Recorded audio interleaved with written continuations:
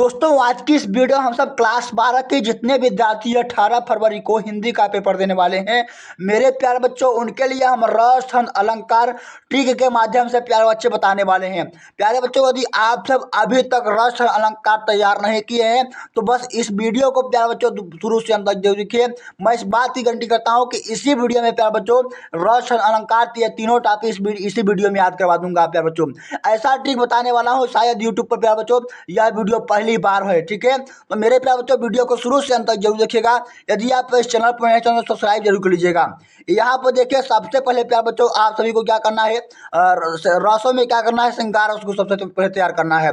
मेरे प्यारे बच्चों देखिए, रस का परिभाषा याद करने के लिए प्यारे बच्चों एक चीज मैं बता रहा हूँ कि आप क्या कीजिए कि तीन रसों का कोई तीन रसों का आप स्थायी भाव याद कर लीजिए। जैसे क्या होता है, श्रृंगार रस का स्थायी भाव होता है, और हास रस का स्थायी भाव हास होता है, और क्या होता है, करुण रस का स्थायी भाव शोक होता है। ठीक है, इस तरीके से याद कर लेते हैं। तो आप सभी को क्या करना है, एक रस का यहाँ पहले परिभाषा आप बनाएंगे, लिखेंगे यहाँ पर श्रृंगार रस का कि जब रत नामक स्थायी भाव विभाव और अनुभाव संचारी भाव से पुष्ट रहता है तो वहाँ श्रृंगार रस की उत्पत्ति होती है। देखिए, इस तरीके से यदि आप श्रृंगार रस का यहाँ पर परिभाषा याद करते हैं तो उसी ट्रिक के माध्यम से प्यारे बच्चों आप सभी के पास कोई भी रस आ जाए आप उसका परिभाषा लिख लेंगे। बस आप सभी को उसका स्थायी भाव पता होना चाहिए। तो यहाँ पर जैसे लिखेंगे, जैसे हमारे पास आ गया करुण रस, तो करुण रस का परिभाषा यहाँ पर बनाएंगे कि जब शोक नामक स्थायी भाव विभाव अनुभाव और संचारी भाव से पुष्ट रहता है तो वहाँ पर करुण रस की निष्पत्ति होती है।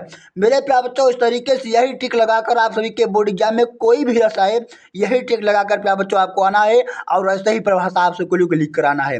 अब देखिए, यहाँ पर श्रृंगार रस का परिभाषा इस तरीके से लिखने के बाद प्यारे बच्चों आप सब यहाँ पर लिखेंगे, यहाँ पर इसका उदाहरण लिखेंगे। ठीक है, कोई भी आप सभी को परिभाषा, कोई भी आप सभी को उदाहरण याद हो, श्रृंगार रस का कोई भी उदाहरण आप सभी को याद हो उसी को छाप कराना है, कोई दिक्कत नहीं है। यदि नहीं याद किया हो तो ये बहुत आसान है, याद कर लीजिए। लिखा है कि कौन हो तुम बसंत के दूत, विरस पतझड़ में अति सुकुमार, घन तिमिर में चपला की रेख और तपन में शीतल मंद बयार। मेरे प्यारे बच्चों, इस तरीके से आप सभी को इसका क्या करना है, श्रृंगार रस का परिभाषा लिखने के बाद आप यहाँ पर प्यारे बच्चों इसका उदाहरण लिखेंगे। प्यारे बच्चों इसका स्क्रीनशॉट लेते चलिए और एक बार अपने कॉपी में लिख कर याद करिएगा। अब प्यारे बच्चों यहाँ पर देखिए दूसरा रस है, आप उसका वो है प्यारे बच्चों हास रस। सेम उसी प्रकार हास रस का भी परिभाषा लिखेंगे। बस प्यारे बच्चों यहाँ पर हास रस का स्थायी भाव रख देंगे और यहाँ पर हास रस लिख देंगे। परिभाषा आप सभी की परिभाषा प्यारे बच्चों बन जाएगा। अब जैसे यहाँ पर लिखेंगे हास रस का परिभाषा कि जब हास नामक स्थायी भाव विभाव अनुभाव और संचारी भाव से पुष्ट रहता है तो वहाँ पर हास रस का उत्पत्ति होता है। इस तरीके से आप सभी को यहाँ पर हास रस का परिभाषा लिखना है। अब देखिए, यहाँ पर आप सभी को लिखना है उदाहरण में हास रस का यहाँ पर उदाहरण लिखेंगे कि माता पिता उरिन भैनी के गुरु ऋण रहा सोच वर्जी के। इस तरीके से आप सभी को हास रस का यहाँ पर परिभाषा लिखने के बाद आप सभी को यहाँ पर इसका उदाहरण लिखना होगा। ठीक है, स्क्रीनशॉट लेते चलिए बच्चों, अपने कॉपी में नोट डाउन करके इसे एक बार तैयार जरूर कर लीजिएगा। अब देखिए, आप सभी को लास्ट प्यारे बच्चों बस यही तीन रस तैयार करके आना है। लास्ट रस है यहाँ पर आप सभी का करुण रस। इसमें करेंगे कि जब शोक नामक स्थायी भाव विभाव और अनुभाव तथा संचारी भाव से पुष्ट रहता है तो वहाँ पर करुण रस की उत्पत्ति होती है। इस तरीके से आप सभी को यहाँ पर इसका परिभाषा लिखेंगे। अब देखिए, यहाँ पर आप सभी को उदाहरण लिखेंगे कि जथा पंख बिन खग अति दीना, मन बिन फन करिबर कर दीना, असमम जीवन बंद बिन होत तो ही, जव दर देव जीवाही मोही।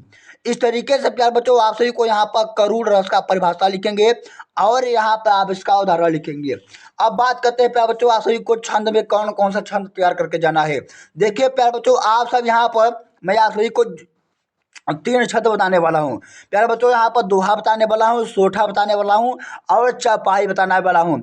मेरे प्यारे बच्चों, इससे बाहर आप सभी के बोर्ड एग्जाम में कोई छंद नहीं आएगा और प्यारे बच्चों बिल्कुल ट्रिक के माध्यम से उसका परिभाषा बताऊंगा, बहुत आसान लैंग्वेज में। ठीक है, देखिए आप यहाँ पर दोहा का परिभाषा लिखेंगे कि यह एक और सामात्रिक छंद है। ठीक है, इसके चार चरण होते हैं। ठीक है, इसके चार चरण, जैसे एक दो तीन चार, इसके चार चरण हो गए और इसके पहले और तीसरे चरण में, इसके जो पहला और तीसरे चरण में क्या होती है, 13 मात्राएं होती है और प्यारे बच्चों दूसरे और चौथे चरण में 11 मात्राएं होती हैं।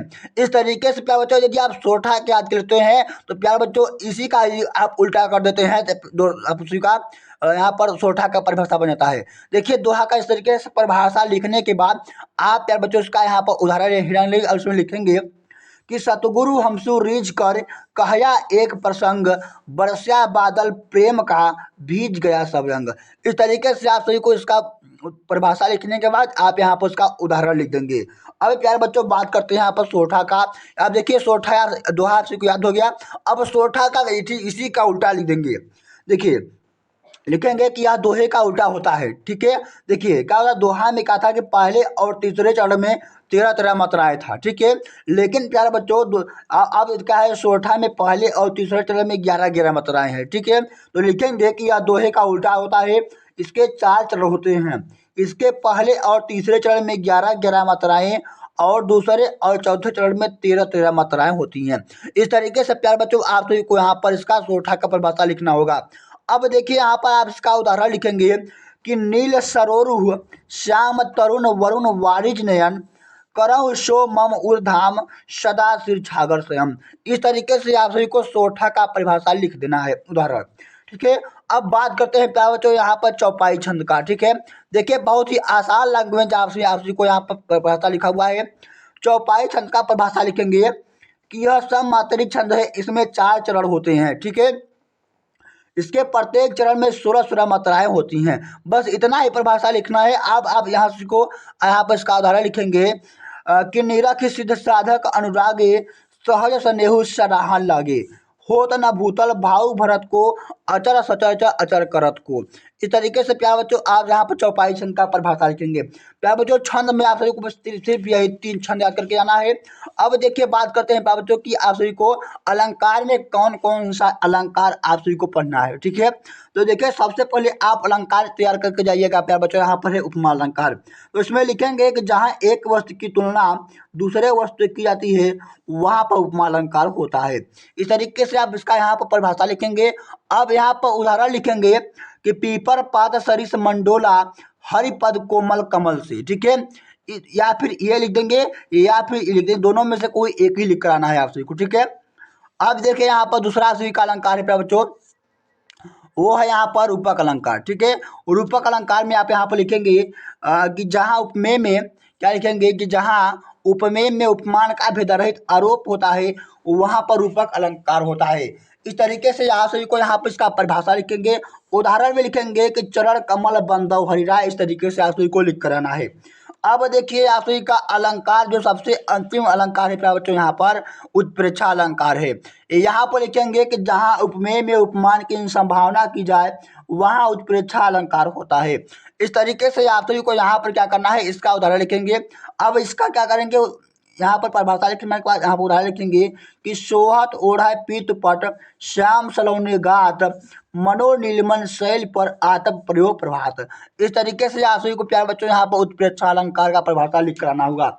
मेरे प्यारे बच्चों इस तरीके से मैं जो आप सभी को यहाँ पर रस बताया हूँ और जो प्यारे बच्चों छंद बताया हूँ और जो अलंकार बताया हूँ प्यारे बच्चों, इससे बाहर आप सभी के बोर्ड एग्जाम में कोई भी क्वेश्चन नहीं आने वाला है। तो प्यारे बच्चों वीडियो अच्छी लगी तो वीडियो को लाइक एंड चैनल को सब्सक्राइब जरूर कीजिएगा।